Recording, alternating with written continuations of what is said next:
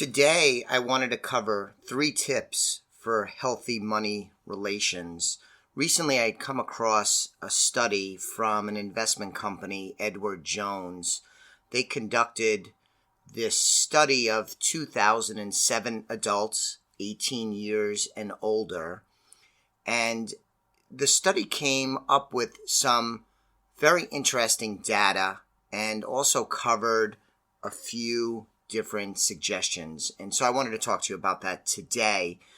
So you might be surprised to learn that while 81% of the respondents say they feel in control of their financial situation, they also admit mixed emotions when it comes to their money. For example, only 21% of respondents reported that they feel happy when thinking about saving money.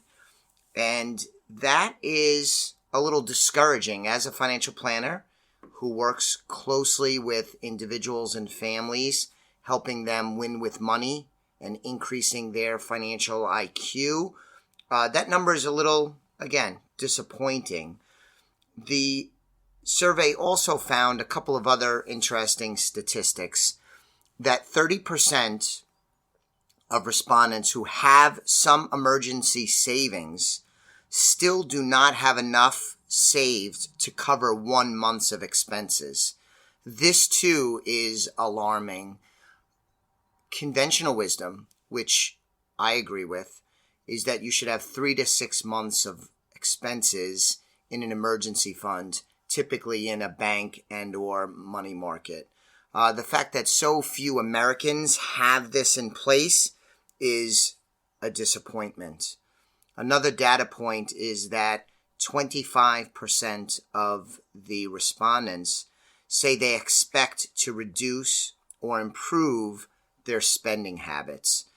And this is not at all surprising. In fact, I've had a string of meetings recently where I've met some really wonderful, talented, smart, hardworking people that are out of control with their money. And when you look at their income and the high levels of income they've earned for an extended period of time, it's a little surprising how little net worth they actually created. Everybody needs to spend money. You want to have fun with your money. You want to enjoy money at all levels of your lifetime, whether you're in your 20s, 30s, 40s, 50s, and so on. I understand FOMO, the fear of missing out. I understand carpe diem, seize the day. You only live once. These are all reasons why you'd want to spend money and enjoy yourself. But far too many people, their spending is way out of whack relative to what you need to do to achieve long-term financial success and build wealth. I'll give you an example. One of these couples that I met recently, they make a decent amount of money. I want to use it just as an illustration. When you look at it the way that I'm going to describe it, I think it jumps out as, that really doesn't sound very smart. They make about $110,000 combined income, which is pretty good. They have 2 car payments that total $1,700 a month. One is $1,000 a month and one is $700 a month. To each their own. It's not my money. I have my money. It's their money, and they can choose to do what they want with it. But it's hard to wrap your head around spending $1,700 a month for cars that depreciate in value on $110,000 income and expect that you're going to win with money consistently and build wealth. Now, opinions can differ. Some people might be listening saying $1,700 on a $110,000 a year salary is fine. I think most people, most of the time, would say that's excessive on the car front. But going back to the study, 25% say they expect to reduce or improve spending habits. I think that is definitely something that people ought to focus on. Spending money and enjoying it, but doing it within reasonable constraint levels and certainly not taking on debt. And the next data point I wanted to talk quickly about is that 10% say they never discuss finances with their family. I found that number to be very encouraging.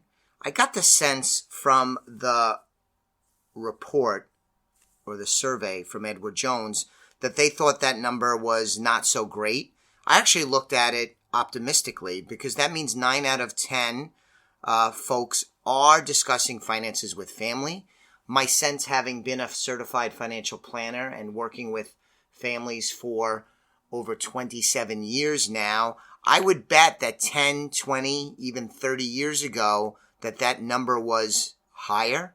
I bet significantly higher. So I think that's pretty good because sharing information with family and friends, getting different viewpoints and opinions, not that you have to be an open book with everything, but I think that's pretty good. So the next and actually last data point I wanted to speak about from the Edward Jones study is that while most Americans feel in control of their financial situation, money generates a mix of emotions. I said this earlier already. And when thinking about money, respondents say they felt as follows. 21% said they felt happy when thinking about their current financial situation. 16% felt overwhelmed. 16% felt anxious. And another 16% felt confident. So a wide range of emotions. And if these respondents are like most people I've met, and I'll put me in this category too, it's often a mix and it can change month over month, year after year. There's an ebb and a flow with this. There's been times when I felt very, very financial secure. There have been other times that I felt overwhelmed, times I felt anxious. I've had happiness when it comes to money. So it's not an always type answer to this question, I think, based on my experience. So one of the quotes I pulled out of the study was from Edward Jones' investment strategist Neela Richardson, and she said the following: whether you are strapped with student debt, saving to buy a home, or trying to build an emergency fund, there are trade-offs that must be made in balancing these short-term goals and your long-term financial future, such as investing for retirement. I think that is so eloquent and well said. Kudos to Ms. Richardson. So as we finish up, I wanted to give you 3 tips for healthy money relations. And this is my opinion. I drew on this study quite a bit because, again, Edward Jones did a nice job with this. Granted, they are my competition, but this study was very, very well done. So 3 tips. Number 1 is recognize what emotions you feel when it comes to saving and investing your money. For example, how does spending make you feel? For some people, at least some of the time, spending money is a way to contend with stress. Having an awareness of why you spend, and if you spend when you're stressed, if you spend when you're happy, do you spend when you're sad? I think that's a pretty good exercise. How does saving make you feel? There's some people that feel so unbelievably satisfied when they save. That too, by the way, can come in an extreme. We sometimes come across people that want to save every nickel and they don't enjoy their money, especially in retirement. And I think that is a negative outcome in my opinion. But how does saving make you feel? Being honest with yourself about these emotions can prevent you from making emotional money decisions. And in our opinion, emotional money decisions are often the wrong decisions. Being unemotional more often than not is going to yield better decision making, increasing the chances of success and decreasing the chances that you make poor decisions. So that's number 1, is recognizing the emotions you feel around saving, investing, and spending. Second tip for healthy money relations is to develop a sound financial strategy. Having a financial strategy, a financial plan, which is what I do here at Elliott Wealth Management Services. It's what the team and I work an awful lot with our clients, is to develop an overall strategy, a financial plan, a comprehensive approach to money, investing, saving, spending, achievement of goals. And again, I can't emphasize enough, this planning includes spending and enjoying money. We don't advocate to our clients that they sell all their cars and they bike to work. That's probably too extreme and drastic in the vast majority of cases. But developing a sound financial strategy is very helpful. We would love to work with you, if you're not a client of ours already, in developing that sound financial strategy. But the second tip, again, for a healthy money relation is to develop a sound financial strategy. Whether we help you, you do it yourself, or you get help elsewhere. The third tip is to ask yourself if you need an accountability partner. That could be a family member. It could be a financial advisor, like I just mentioned. That's what we do for our clients. Often clients will call and use us as a sounding board.